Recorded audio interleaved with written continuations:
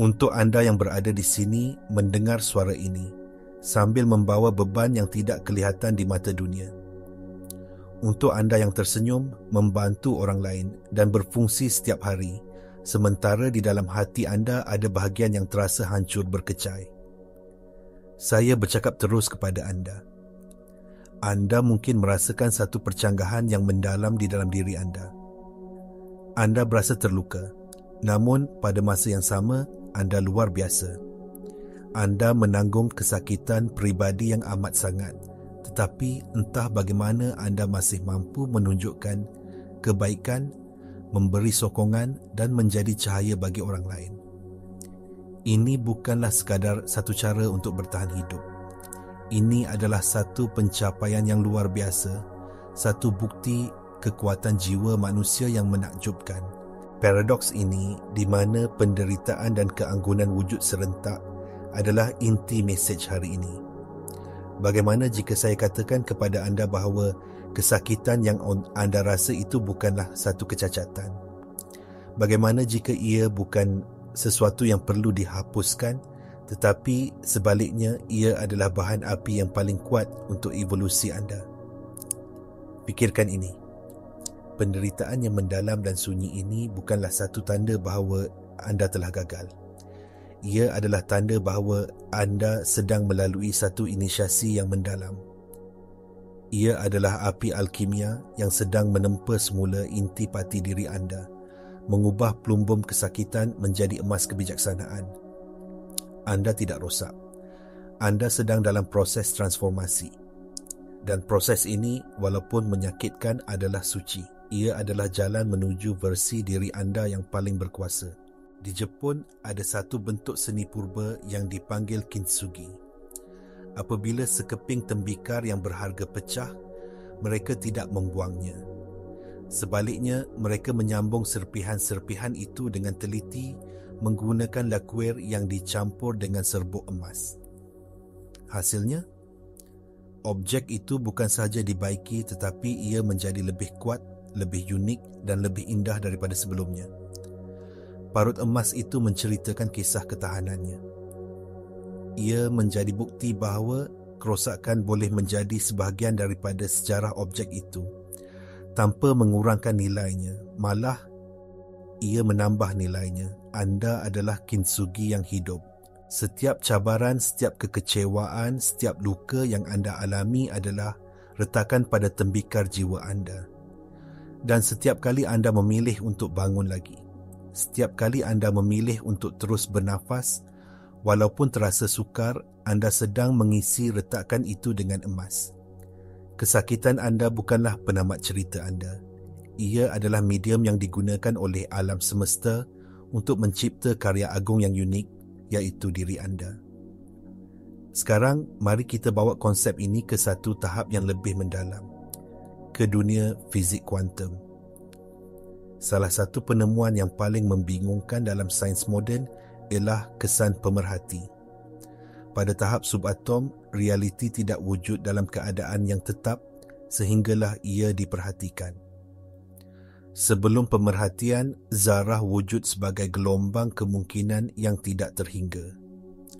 Apabila seorang pemerhati menumpukan perhatian padanya, gelombang kemungkinan itu runtuh menjadi satu realiti tunggal yang nyata. Fikirkan implikasinya terhadap hidup anda. Kesedaran anda adalah pemerhati itu. Realiti anda bukanlah sesuatu yang kaku dan tidak boleh diubah. Ia adalah medan kuantum yang penuh dengan potensi. Ada potensi di mana anda kekal hancur, dan ada potensi di mana anda menjadi tahan lasak. Potensi di mana anda adalah mangsa dan potensi di mana anda adalah alkimia. Realiti mana yang akan termanifestasi? Realiti yang anda perhatikan. Realiti yang anda berikan tenaga dan tumpuan anda. Apabila anda secara berterusan memberi tumpuan kepada naratif saya hancur, anda secara tidak sedar sedang mengarahkan tenaga anda untuk mengukuhkan realiti itu pada tahap subatom. Tetapi apabila anda mula mengalihkan tumpuan anda, walaupun hanya untuk seketika, kepada naratif saya sedang dibina semula dengan emas, Anda mula menarik kemungkinan yang berbeza dari medan kuantum. Anda mula membentuk realiti yang baru. Mengapa begitu sukar untuk beralih daripada rasa hancur kepada rasa dibina semula? Jawapannya terletak jauh di dalam sistem operasi kita. Minda separa sedar. Ahli neuroscience memberitahu kita bahawa kira-kira 95% daripada kehidupan kita, fikiran, emosi, tindakan dan kepercayaan kita dijalankan secara automatik oleh program-program dalam minda separa sedar. Minda ini adalah seperti sebuah cakera keras gergasi yang telah merekodkan setiap pengalaman, terutamanya yang mempunyai cas emosi yang kuat sejak anda dilahirkan. Apabila anda mengalami kesakitan atau trauma yang mendalam, ia tidak hanya tinggal sebagai satu ingatan. Ia menjadi satu program. Tubuh anda menjadi terbiasa dengan kimia emosi, kesedihan, ketakutan atau rasa tidak berdaya. Lama-kelamaan, anda boleh menjadi ketagih secara biologi kepada keadaan itu. Identiti anda mula terjalin dengan penderitaan anda. Saya seorang yang cemas. Saya seorang yang tertekan. Saya seorang yang sentiasa gagal. Ini bukan lagi sekadar fikiran. Ia menjadi sebahagian daripada identiti yang dirasakan oleh minda, separa sedar sebagai zon selesanya, walaupun zon selesa itu menyakitkan. Inilah sebabnya mengapa tekad sahaja selalunya tidak mencukupi. Anda boleh berkata, mulai hari ini saya akan positif. Tetapi, jika program separa sedar anda masih menjalankan skrip, saya tidak cukup baik. Ia akan sentiasa mensabotase usaha sedar anda. Ia seperti cuba menanam taman bunga di atas tanah yang penuh dengan rumpai beracun. Anda perlu mencabut rumpai itu dari akarnya terlebih dahulu. Untuk mengubah program ini, kita perlu bercakap dalam bahasa yang difahami oleh minda separa sedar, iaitu bahasa frekuensi dan getaran. Setiap emosi mempunyai tanda tangan getaran yang unik. Emosi seperti rasa malu, bersalah dan takut bergetar pada frekuensi yang sangat rendah. Manakala emosi seperti kasih sayang, kesyukuran dan keberanian bergetar pada frekuensi yang jauh lebih tinggi. Program penderitaan anda berjalan pada frekuensi yang rendah. Untuk menulis semula program itu, anda tidak boleh melawannya dengan tenaga yang sama. Anda perlu memperkenalkan frekuensi yang baru dan lebih tinggi secara konsisten sehinggalah ia menjadi keadaan dominan yang baru bagi anda. Jadi, bagaimana kita melakukan peralihan yang radikal ini? Ia bermula dengan satu tindakan penciptaan yang paling asas, pilihan sedar. Pilihan untuk mengalihkan perspektif anda, walaupun hanya untuk satu saat. Di sinilah sains neuroplasticity masuk. Otak anda bukanlah sekeping batu yang tidak boleh diubah. Ia adalah struktur yang hidup dan sentiasa berubah. Setiap kali anda mempunyai fikiran atau perasaan, sel-sel otak anda yang dipanggil neuron akan berhubung dan membentuk laluan saraf. Semakin kerap anda mengulangi fikiran atau perasaan itu, semakin kuat laluan itu. Fikirkan ia seperti membuat denai di dalam hutan. Kali pertama anda melaluinya, ia sukar. Tetapi semakin kerap anda menggunakannya, denai itu menjadi lebih jelas dan lebih mudah untuk dilalui. Apabila anda terperangkap dalam penderitaan, anda telah membina sebatang lebuh raya saraf untuk pemikiran negatif dan rasa sakit. Ia menjadi laluan lalai otak anda. Tindakan memilih untuk melihat kekuatan dalam kesakitan anda, walaupun terasa janggal pada mulanya, adalah seperti mula menebas denai baru di dalam hutan. Setiap kali anda berkata kepada diri sendiri, cabaran ini sedang mengajar saya belas kasihan, atau kehilangan ini membuka hati saya, anda sedang menghantar isyarat elektrik melalui laluan saraf yang baru. Anda secara fizikal sedang mengubah suai otak anda. Anda sedang membina lebuh raya baru untuk daya tahan, kebijaksanaan dan kekuatan. Mari kita kembali kepada fizik kuantum sejenak dan lihat eksperimen celah ganda yang terkenal. Apabila saintis menembak zarah subatom seperti elektron ke arah skrin dengan dua celah, sesuatu yang aneh berlaku. Jika tiada siapa yang memerhati elektron-elektron itu berkelakuan seperti gelombang melalui kedua-dua celah serentak dan mencipta corak interference di skrin di belakangnya. Tetapi saat mereka meletakkan alat pengesan untuk melihat celah mana yang dilalui oleh elektron itu, tingkah laku elektron berubah secara drastik. Ia berhenti menjadi gelombang kemungkinan dan menjadi zarah tunggal melalui hanya satu celah. Tindakan pemerhatian itu sendiri telah mengubah hasil eksperimen. Anda adalah pemerhati bagi realiti anda. Kesakitan anda, cabaran anda adalah seperti elektron-elektron yang wujud sebagai gelombang kemungkinan. Ia boleh menjadi tragedi yang tidak bermakna, atau ia boleh menjadi pemangkin untuk pertumbuhan yang mendalam. Dengan memilih secara sedar untuk menumpukan perhatian anda pada makna, pada pelajaran, pada kekuatan yang sedang ditempa, anda sedang meruntuhkan gelombang kemungkinan itu menjadi realiti yang memperkasakan anda. Tindakan memilih untuk terus bertahan hari demi hari adalah tindakan kreatif yang paling fundamental. Anda sedang merestrukturkan realiti pada tahap subatom melalui kuasa kesedaran anda. Ambil satu cabaran yang sedang anda hadapi sekarang. Rasakan beratnya untuk seketika. Sekarang, alihkan perhatian anda dan tanyakan soalan yang berbeza. Apakah kekuatan yang sedang dibina oleh cabaran ini dalam diri saya? Apakah kebijaksanaan yang cuba diajarkannya kepada saya? Bagaimana saya akan menjadi lebih baik, lebih kuat, lebih berbelas kasihan kerana telah melalui ini? Hanya dengan menanyakan soalan-soalan ini, anda mula mengalihkan tenaga anda dan memerhatikan kemungkinan yang berbeza. Sekarang kita faham bahawa kita perlu mengubah frekuensi dalaman kita untuk mengubah realiti luaran kita. Mari kita mendalami konsep tenaga, frekuensi dan getaran ini. Segala-galanya di alam semesta ini, daripada bintang yang paling jauh hinggalah kepada fikiran di dalam kepala anda adalah tenaga. Dan semua tenaga bergetar pada frekuensi tertentu. Fikiran anda mempunyai frekuensi. Emosi anda mempunyai frekuensi. Malah, tubuh fizikal anda adalah medan tenaga yang bergetar. Apabila anda berasa putus asa, bersalah atau marah, anda sedang bergetar pada frekuensi yang rendah. Getaran ini bukan sahaja menjejaskan mood anda, ia menjejaskan setiap sel dalam badan anda dan menghantar isyarat tenaga yang selaras dengan frekuensi itu ke medan kuantum. Hasilnya, anda cenderung menarik lebih banyak situasi, orang dan pengalaman yang sepadan dengan getaran rendah itu, mengesahkan lagi kepercayaan anda bahawa hidup ini sukar.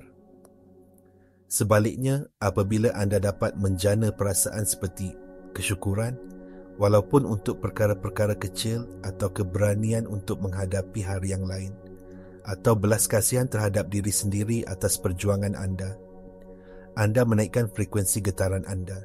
Ini adalah tenaga yang berkuasa tinggi.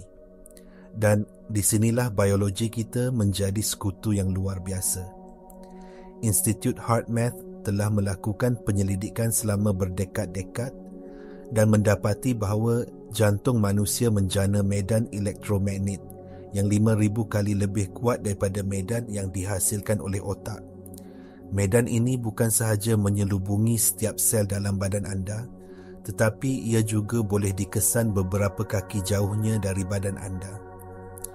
Apabila anda secara sedar memupuk emosi yang koheren di dalam hati anda, seperti penghargaan atau belas kasihan, anda bukan sahaja mengubah biokimia anda.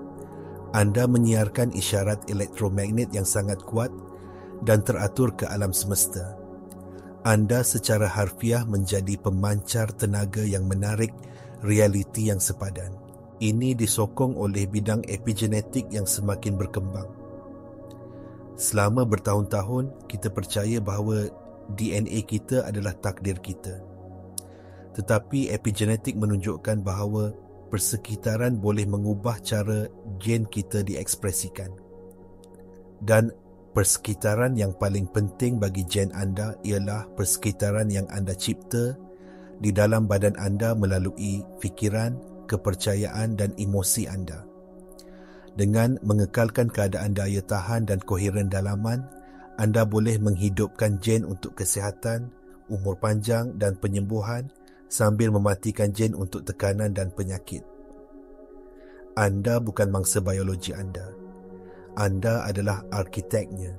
Ini bukan idea baru. Ajaran kerohanian dan kebijaksanaan kuno telah bercakap tentang ini dalam bahasa yang berbeza selama beribu-ribu tahun. Vedanta, falsafah Hindu purba, bercakap tentang maya, ilusi bahawa dunia luaran adalah satu-satunya realiti. Mereka mengajar bahawa kesedaran adalah realiti yang utama. Dan dengan mengubah kesedaran kita, kita boleh melihat melampaui ilusi itu. Teks-teks alkimia kuno bukanlah tentang mengubah logam literal menjadi emas. Ia adalah metafora untuk proses transformasi dalaman, mengubah pelumbung penderitaan, ego, menjadi emas kesedaran rohani, jiwa. Alkitab menyatakan dengan jelas, sebab seperti orang berfikir dalam hatinya, demikianlah ia. Perhatikan, ia tidak mengatakan seperti orang berfikir dalam otaknya, tetapi dalam hatinya. Kebijaksanaan kuno tahu bahawa si hati adalah pusat transformasi kita, titik di mana tenaga dan jirim bertemu. Dengan menyatukan sains moden dan kebijaksanaan purba ini, kita mendapat satu peta jalan yang sangat jelas untuk menavigasi penderitaan dan mengubahnya menjadi kuasa. Memahami konsep-konsep ini secara intelek adalah satu perkara. Mengintegrasikannya ke dalam kehidupan harian anda adalah satu perkara yang sama sekali berbeza. Transformasi sebenar tidak berlaku dalam satu detik pencerahan yang besar, tetapi dalam pilihan-pilihan kecil yang anda buat dari saat ke saat, setiap hari. Ini adalah satu amalan. Ia adalah latihan untuk kesedaran anda. Sama seperti anda pergi ke gym untuk melatih otot anda perlu melatih minda dan hati anda untuk mengekalkan frekuensi baru ini. Bagaimana anda melakukannya? Mulakan dengan niat. Setiap pagi, sebelum dunia luar menuntut perhatian anda, ambil masa 5 minit untuk diri sendiri. Daripada mencapai telefon anda, letakkan tangan anda di atas hati anda. Rasakan degupannya, daya hidup yang sentiasa ada untuk anda, tanpa mengira apa yang berlaku. Tarik nafas dalam-dalam beberapa kali. Kemudian, tetapkan niat anda untuk hari itu. Jangan fikirkan tentang apa yang perlu anda lakukan. Fikirkan tentang siapa yang anda mahu jadi. Anda boleh berkata kepada diri sendiri, hari ini saya memilih untuk menjadi pemerhati yang melihat kekuatan saya. Hari ini, saya adalah seorang alkimia yang mengubah kesakitan menjadi belas kasihan. Hari ini, saya mengisi retakan saya dengan emas. Rasakan kata-kata ini. Biarkan ia bergetar di dalam dada anda. Ini bukan sekadar penegasan kosong. Ia adalah satu pengisytiharan frekuensi. Anda sedang memberitahu setiap sel dalam badan anda dan medan kuantum di sekeliling anda tentang realiti yang anda pilih untuk diwujudkan pada hari itu. Sekarang, saya mahu anda berhenti seketika dan lakukan ini bersama saya, di mana sahaja anda berada. Letakkan tangan anda di atas jantung anda. Tutup mata anda jika anda rasa selesa. Rasakan degupannya yang mantap dan berkuasa. Tarik nafas dalam-dalam dan semasa anda menghembus nafas, lepaskan sebarang ketegangan. Sekarang, dengan senyap atau kuat, ucapkan kata-kata ini. Terima kasih atas kekuatan ini. Rasakan kesyukuran itu, walaupun hanya sedikit, untuk daya tahan yang telah membawa anda sejauh ini. Untuk mengukuhkan niat ini, saya menjemput anda untuk pergi ke ruangan komen di bawah dan tulis, saya adalah alkimia. Ini bukan untuk saya. Ini adalah untuk anda. Ia adalah satu tindakan untuk mengisytiharkan kepada diri sendiri dan kepada alam semesta bahawa anda menuntut semula kuasa anda sebagai pencipta realiti anda. Dengan berkongsi, kita juga mewujudkan satu medan tenaga kolektif yang menyokong satu sama lain dalam perjalanan ini. Akan ada hari-hari di mana keraguan akan datang melanda. Akan ada hari-hari di mana kesakitan terasa begitu hebat sehingga semua konsep ini terasa seperti omong kosong. Suara lama di dalam kepala anda akan berbisik. Lihat, tiada apa yang berubah. Ini tidak berkesan. Kau masih hancur. Ini adalah saat yang paling genting dan ia adalah perkara yang paling normal untuk berlaku. Fikirkan ia seperti ini. Selama bertahun-tahun, personaliti ego anda telah mengemudi kapal hidup anda. Ia telah membina identiti berdasarkan cerita-cerita kesakitan masa lalu. Apabila anda mula memperkenalkan frekuensi baru dan mengambil alih kemudi, ego akan panik. Ia akan melakukan segala-galanya untuk mengekalkan status quo. Kerana status quo, walaupun menyakitkan, adalah apa yang ia tahu dan rasa selamat. Keraguan, ketakutan dan pemikiran lama itu hanyalah rintangan terakhir dari ego yang enggan melepaskan kuasanya. Apabila ini berlaku, jangan melawannya. Jangan menghakimi diri anda kerana berasa ragu-ragu. Sebaliknya, perhatikan sahaja. Katakan, ini dia program lama itu. Saya nampak awak. Terima kasih kerana cuba melindungi saya. Tetapi saya yang memegang kemudi sekarang. Dengan memerhatikannya tanpa pertimbangan, anda mengambil kuasa daripadanya. Di sinilah prinsip resonans kuantum menjadi sangat penting. Fikirkan tentang dua garpu tala yang ditala pada frekuensi yang sama. Jika anda meletakkannya berdekatan dan memukul salah satu daripadanya, yang satu lagi akan mula bergetar secara spontan, tanpa disentuh. Ia beresonans dengan frekuensi yang sama. Keadaan dalaman anda adalah garpu tala yang pertama. Apabila anda secara konsisten, walaupun dengan susah payah, memilih untuk memegang frekuensi daya tahan, kesyukuran dan keberanian, anda mula menghantar getaran yang jelas ke medan kuantum.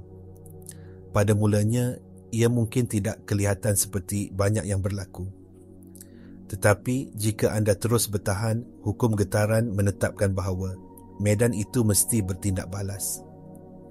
Ia akan mula menghantar kembali kepada anda orang, peluang, idea dan segerak yang beresonans dengan frekuensi baru anda. Setiap saat anda memilih untuk terus berjalan walaupun dalam kesakitan, anda bukan sekadar bertahan. Anda sedang mencipta secara aktif. Setiap nafas yang anda ambil dengan niat untuk sembuh sedang menghantar riak melalui medan kuantum, memberitahunya dengan jelas. Inilah realiti yang saya pilih. Inilah frekuensi yang saya pilih. Untuk membantu menstabilkan keadaan baru ini, mula menjadi seorang saintis dalam hidup anda sendiri. Mula kumpulkan bukti. Cari tanda-tanda kecil, walaupun yang paling halus, bahawa realiti anda sedang beralih. Mungkin ia adalah orang yang tidak dikenali yang tersenyum kepada anda. Mungkin ia adalah satu saat ketenangan yang tidak dijangka di tengah-tengah hari yang huru-hara. Mungkin ia adalah lagu yang betul, yang dimainkan di radio pada masa yang tepat. Catatkan perkara-perkara ini. Apabila anda mula mencari bukti, anda akan mendapatinya di mana-mana. Setiap bukti yang anda kumpulkan adalah seperti satu lagi batu bata yang mengukuhkan asas realiti baru anda, menjadikannya lebih mudah untuk kembali ke frekuensi itu pada kali seterusnya keraguan datang. Kita telah menempuh satu perjalanan yang mendalam bersama-sama hari ini. Daripada kesakitan yang sunyi kepada kuasa kosmik kesedaran. Jika ada satu perkara yang saya mahu anda bawa dari sini, ia adalah ini. Penderitaan anda bukanlah satu kesilapan atau hukuman. Ia bukan satu tanda bahawa anda telah tersesat. Ia adalah jemputan suci. Ia adalah portal, pintu masuk kepada versi diri anda yang paling berkuasa, paling berbelas kasihan dan paling bijaksana. Setiap budaya kuno mempunyai mitos tentang perjalanan wira. Seorang individu biasa dipanggil untuk pengembaraan, menghadapi cabaran yang kelihatan mustahil, turun ke dalam kegelapan dan akhirnya kembali dengan membawa harta karun atau kebijaksanaan untuk dikongsikan dengan komuniti mereka. Anda berada di tengah-tengah perjalanan wira anda sendiri. Kesakitan dan cabaran yang anda hadapi bukanlah untuk memusnahkan anda. Ia adalah naga yang perlu anda hadapi untuk menuntut harta karun anda. Kekuatan sejati, belas kasihan yang mendalam dan keaslian jiwa anda. Anda bukan mangsa dalam cerita ini. Anda adalah wira. Jadi, saya menyeru anda untuk menerima paradoks itu dengan sepenuh hati. Anda boleh menjadi seorang yang sedang sembuh dan seorang penyembuh pada masa yang sama. Anda boleh merasa sakit dan menjadi sumber kegembiraan bagi orang lain. Anda boleh merasa rapuh dan menjadi batu karang bagi seseorang. Di dalam ketegangan paradoks inilah letaknya kuasa ketuhanan anda. Ia adalah tempat di mana kemanusiaan anda yang terluka bertemu dengan keilahian anda yang tidak terbatas. Mulai hari ini, apabila anda melihat bayangan anda di cermin, saya mahu anda melihat melampaui mata yang letih atau parut yang tersembunyi. Pandanglah dengan lebih mendalam dan lihatlah seorang alkimia. Lihatlah seorang pencipta realiti. Lihatlah satu keajaiban yang hidup, bernafas dan berdaya tahan. Ingatlah bahawa kesakitan anda adalah cat emas anda dalam seni kintsugi jiwa anda. Setiap retakan yang diisi menceritakan kisah kemenangan, bukan kekalahan. Teruskan membina diri anda yang indah dan unik itu. Anda tidak bersendirian dalam perjalanan ini. Kehadiran anda di sini sekarang mendengar kata-kata ini adalah satu tindakan penciptaan yang suci. Ia adalah satu pengisytiharan bahawa anda sudah bersedia untuk menuntut semula kuasa anda. Teruskan, dunia memerlukan cahaya unik yang hanya anda yang telah melalui kegelapan boleh kongsikan.